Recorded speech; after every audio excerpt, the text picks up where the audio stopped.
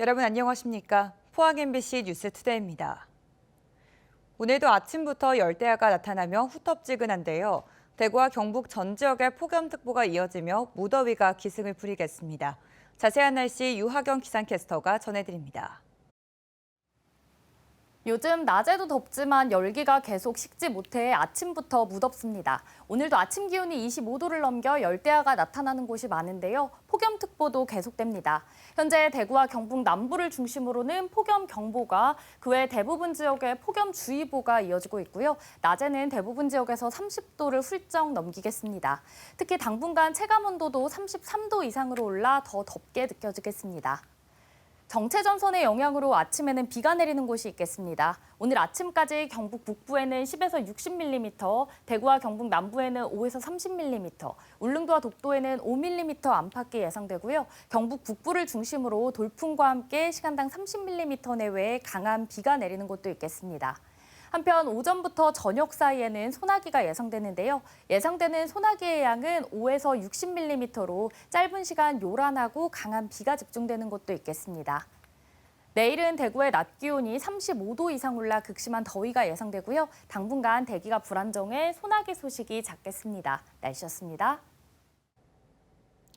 탄소 중립, 철강공단이 있는 포항에선 무엇보다 중요한 문제인데요.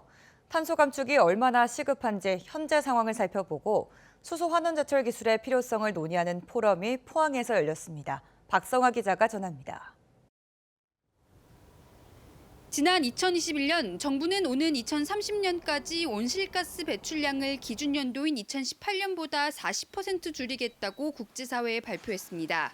기존보다 크게 상향된 목표치로 1년 평균 감축해야 하는 비율이 유럽과 비교하면 2배 이상 높습니다.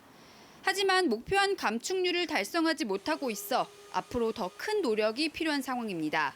탄소 중립의 현황과 필요성을 논의하기 위해 열린 포럼에서 전문가들은 고탄소 산업인 철강 분야의 감축이 시급하다고 말했습니다. 경북은 산업 부분의 비중이 45% 이상으로 나오고 전국 권역별로 볼 때 사위권의 배출 권역이 됩니다.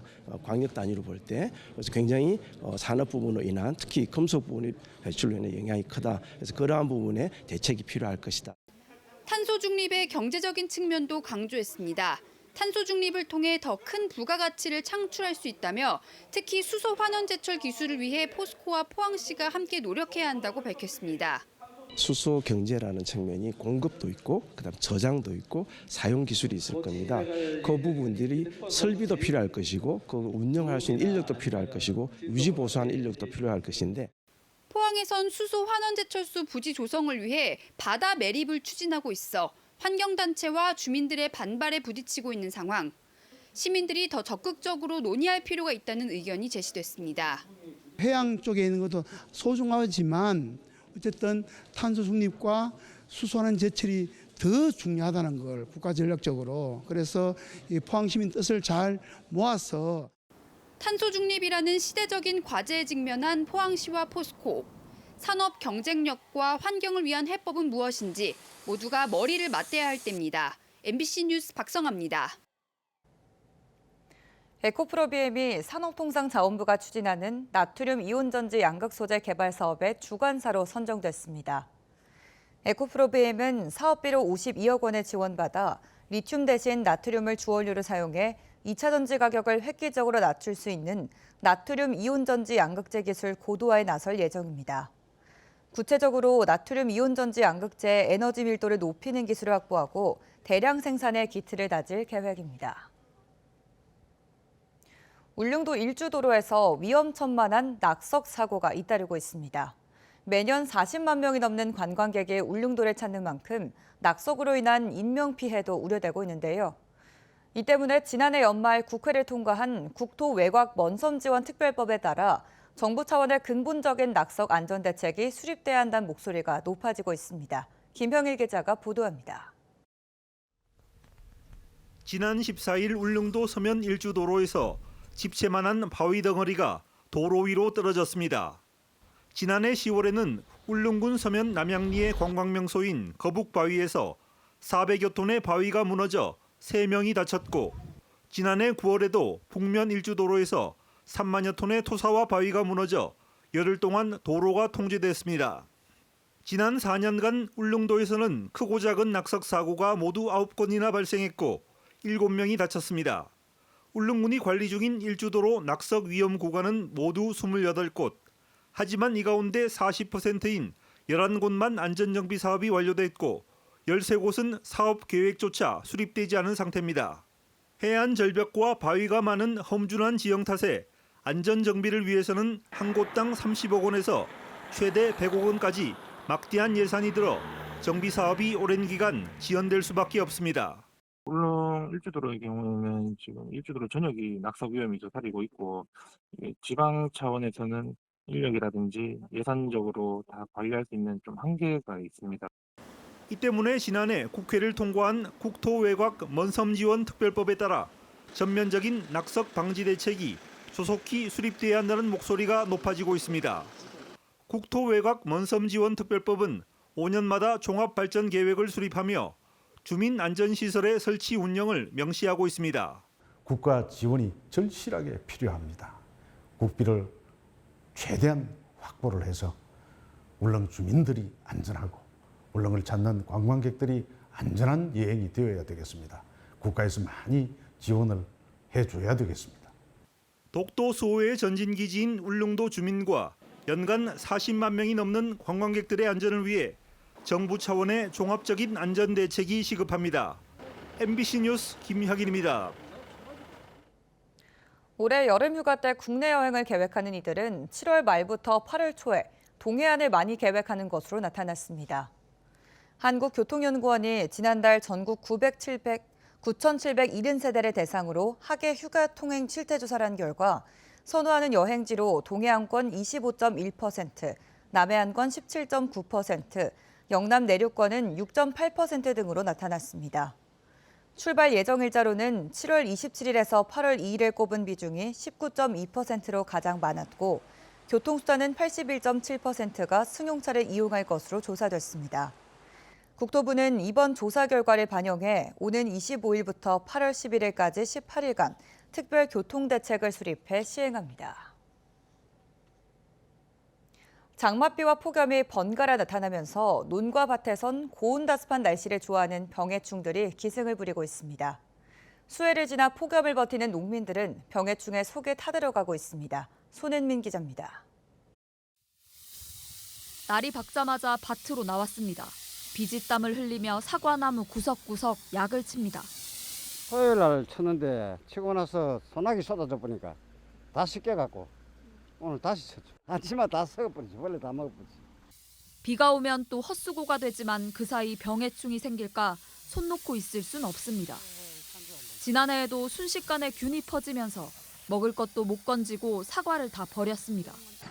바로 옆 논에는 드론이 떴습니다. 바람을 가르며 방제약을 뿌립니다. 고온다습한 여름철에 발생하기 쉬운 도열병이나 나방류 등의 확산을 저희가 선제적으로 방지하기 위해서 전액 군비로 이 시기를 놓쳤다가 한 해 농사를 망칠까 봐 지자체도 방제 지원에 나선 겁니다. 붉게 다 익은 복숭아가 모조리 바닥에 버려져 있습니다. 표면이 검게 타고 움푹 파였습니다. 수해를 겨우 지났더니 탄저병이 돈 겁니다. 장마에도 폭염이 이어진 탓입니다. 한 10분 정도 땄는 것도 거의 병이 와가지고 지금 가가도 선별해도 거의 다 나와버려요. 지금 말도 못하지 뭐야. 말도 못하고 좀 피해를 보니까 정부에서 지원도 안 되죠. 이거는 1,800제곱미터 밭에 복숭아 수확을 사실상 포기했습니다. 날은 점점 더 뜨거워지고 습한 날이 길어지면서 그동안 국내에선 볼 수 없었던 돌발 해충이 나타나는 것도 문제입니다. 대처가 쉽지 않기 때문입니다. 오락가락비에 계속된 폭염으로 농민들 시름은 커지고 있습니다. MBC 뉴스 손은민입니다. 포항시는 소규모 어가 및 선원의 수산 공익직불금 신청이 7월 말 마감된다며 서둘러 신청해 줄 것을 당부했습니다. 특히 올해부터는 수산 직불금과 농업 분야의 직불금 중 하나를 선택해 신청할 수 있어 직불금 선택권이 확대됐습니다. 소규모 어가 직불금은 거주지 읍면이나 포항시청 어촌 활력과 선원 직불금은 어선 소재지 읍면에 신청하시면 됩니다. 국내 대마 주생산지인 안동에서 대마 수확 작업이 한창 진행 중입니다. 그동안 대마를 수확할 땐 낫으로 줄기 밑부분을 일일이 베어내야 해 번거로움이 컸는데요. 최근 안동에서 국내 최초로 대마 수확용 농기계가 개발돼 손쉽게 대마를 수확할 수 있게 됐습니다. 김경철 기자가 취재했습니다. 안동시 풍산읍의 한 대마밭. 바퀴 달린 작은 농기계가 지나가자 사람 키보다 높게 자란 대마 줄기가 차례로 잘려나갑니다. 잘린 줄기는 그대로 옆으로 쓰러져 차곡차곡 쌓입니다. 대마 줄기 수확에 특화된 농기계가 전국 최초로 안동에서 개발돼 농가에 보급됐습니다. 겉보기엔 단순해 보이지만 질긴 대마 줄기를 연속적으로 잘라내는 기술 개발이 쉽지만은 않았습니다. 대마는 굉장히 섬유질이 질기기 때문에 칼날 부분에서 저희들이 집중적으로 연구를 많이 했고요. 넘어지는 방법, 그다음에 수집하는 방법까지도 저희들이 연결시켜가지고 지금 개발하고 있습니다. 대마줄기는 그동안 사람이 낫으로 일일이 베어내는 전통적인 방식으로 수확돼 왔습니다. 이 때문에 대량 생산의 한계가 뚜렷했고 섬유용 대마 재배의 인기도 갈수록 시들어갔습니다. 그런데 이번 기계화로 국내 대마 섬유 대량화에도 토대가 마련된 겁니다. 한 사람이 하루 종일 베어야 하는 대마 줄기를 기계를 사용하면 단 1시간 만에 수확할 수 있습니다. 단순히 실을 뽑아서 옷을 만드는 것이 아니고 친환경 소재 부품으로도 활발하게 개발되고 있고 그 시장이 급격히 늘어나고 있기 때문에 수요는 엄청나게 늘어날 것으로 지금 예상되고 있습니다. 안동의 섬유용 대마 실경장 면적은 지난해 1헥타르도 되지 않았지만 올해는 풍산읍과 풍천면, 나무면에만 10헥타르에 달할 만큼 급격히 늘어났습니다. 대마 농사를 배우기 위해 서울과 호주 등 타지에서 젊은 예비 농부들의 방문도 잇따르고 있습니다. 거의 총 5명, 6명이서 이제 외국인 노동자 쓰지 않고 농사를 짓기 때문에 인건비가 따로 들지 않아서 좋은 것 같습니다. 옷부터 건축자재와 자동차 내장재까지 산업적 활용성이 다양한 섬유용 대마 생산을 늘리기 위해 안동시도 지원을 확대하기로 했습니다. 대마 농사의 가장 큰 문제점이 수확의 어려운 점입니다. 이러한 기계 개발을 위해서 안동시에서도 다양한 방안을 강구토록 하겠습니다. 안동 대마 농가들은 다음 달 초까지 수확을 마친 뒤 곧바로 다시 파종해 대마 이모작에도 도전할 계획입니다. MBC 뉴스 김경철입니다. 경주시 시설관리공단은 경주시와 위수탁 계약을 체결하고 경주 파크골프 2구장과 포성로 공영주차장, 황남 생활문화센터 공영주차장을 추가로 운영하기로 했습니다. 또 새로 운영을 맡은 공영주차장 2곳에 대해선 다음 달부터 유료로 전환할 예정입니다. 경주시 시설관리공단은 현재 체육과 관광, 교통 분야 47개 공공시설을 관리 운영하고 있습니다. 경북경찰청은 지난 4월부터 100일 동안 교통사고 보험사기 특별단속을 벌여 6억 원 상당의 보험금을 가로챈 피의자 42명을 검거했다고 밝혔습니다. 피의자 가운데 지난 2018년부터 약 5년 동안 42차례에 걸쳐 3억 7천만 원 상당의 보험금을 가로챈 자동차 튜닝 동호회 일당 26명 중 2명은 구속했습니다. 경찰은 또 음주운전 특별단속으로 상습 음주운전자 4명을 검거해 2명을 구속하고 차량 4대를 압수했습니다. 울진군은 올해 6천만 원의 예산을 확보해 길고양이 중성화 사업을 실시한다고 밝혔습니다. 자연적으로 서식하는 길고양이의 과잉 번식으로 인한 지역 주민들의 불편을 해소하기 위한 사업입니다. 사업 대상은 몸무게 2kg 이상 400여 마리의 길고양이를 포획해 동물병원에서 중성화한 뒤 다시 방사할 계획입니다. 경주시는 한국수력원자력과 함께 지역 중소기업을 대상으로 상생협력 기금 사업을 펴기로 했습니다. 대출 한도는 기업당 최대 10억 원이며 1년간 대출이자 중 4%를 지원합니다. 신청 희망 기업은 다음 달부터 1년간 매달 1일부터 10일까지 경주시에 신청할 수 있습니다. 경상북도가 내년 에이펙 정상회의 개최를 첨단 기술과 함께 한류, 수출 확대의 계기로 방향을 잡았습니다. 경상북도는 내년 에이펙 회의 개최 기간에 최첨단 ICT 기술을 통한 K-디지털, K-한류 박람회, 수출과 투자 박람회 등을 열기로 하고 지속 가능한 경북의 발전 방향을 제시합니다. 이에 따라 경북도는 양자기술을 비롯한 미래기술 양성과 신재생 에너지 산업 육성, 제조공정 혁신 등을 위해 정부 각 부처별로 예산 지원을 요청했습니다. 종로학원이 전국 17개 시도고등학교의 학교알림 및 공시자료를 분석한 결과 지난해 고교 학업을 중단한 학생은 대구 1,160여 명, 경북 1,240여 명으로 파악됐습니다. 대구의 경우 지난 2020년 690여 명에서 4년 만에 60% 가까이 증가했고 경북도 매년 증가 추세입니다. 종로학원은 학교 내신이 불리한 학생이 학업 중단 후 검정고시, 수능 정시로 대입 전략을 수정한 사례가 상당수 있는 것으로 보고 있습니다.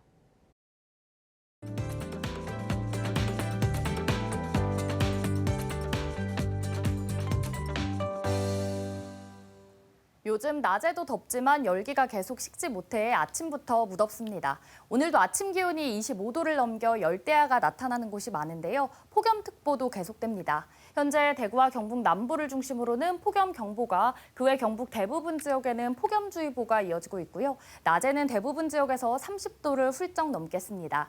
특히 당분간 체감온도도 33도 이상으로 올라 더 덥게 느껴지겠습니다. 정체전선의 영향으로 아침에는 비가 내리는 곳이 있겠는데요. 오늘 아침까지 경북 북부에는 10에서 60mm, 대구와 경북 남부에는 5에서 30mm, 울릉도와 독도에는 5mm 안팎의 비가 예상됩니다. 특히 경북 북부를 중심으로는 돌풍과 천둥, 번개를 동반해 시간당 30mm 내외의 강한 비가 내리는 곳도 있겠습니다. 한편 오전부터 저녁 사이에는 소나기가 예상되는데요. 예상되는 소나기의 양은 5에서 60mm로 짧은 시간 요란하고 강한 비가 집중되는 곳도 있겠습니다. 위성 영상입니다. 오늘 전국적으로 북태평양 고기압의 가장자리에 들겠고요. 경북 북부를 중심으로는 정체전선의 영향에서 차차 벗어나겠습니다. 자세한 지역별 날씨 보시면 오늘 우리 지역 대체로 흐리겠습니다. 미세먼지는 좋은 단계 예상되고요. 바다의 물결은 0.5m에서 최고 1m로 잔잔하게 일겠습니다. 오늘 아침에도 후텁지근합니다. 현재 대구의 기온은 26도, 김천은 23도로 출발하고요. 낮에는 대구 34도, 김천 33도까지 오르겠습니다. 안동의 현재 기온은 24도 가리키고 있고요. 봉화는 22도로 출발합니다. 낮에는 안동 33도, 봉화는 32도 예상됩니다. 울릉도와 독도에는 현재 강풍주의보가 발효 중인데요. 포항의 아침 기온은 27도로 시작해 낮에는 34도 전망됩니다. 중복인 내일은 낮 기온이 최고 35도까지 올라 극심한 더위가 예상되고요. 당분간 잦은 소나기가 예상됩니다. 날씨였습니다. 이상으로 포항 MBC 뉴스투데이를 마칩니다. 시청해주신 여러분 고맙습니다.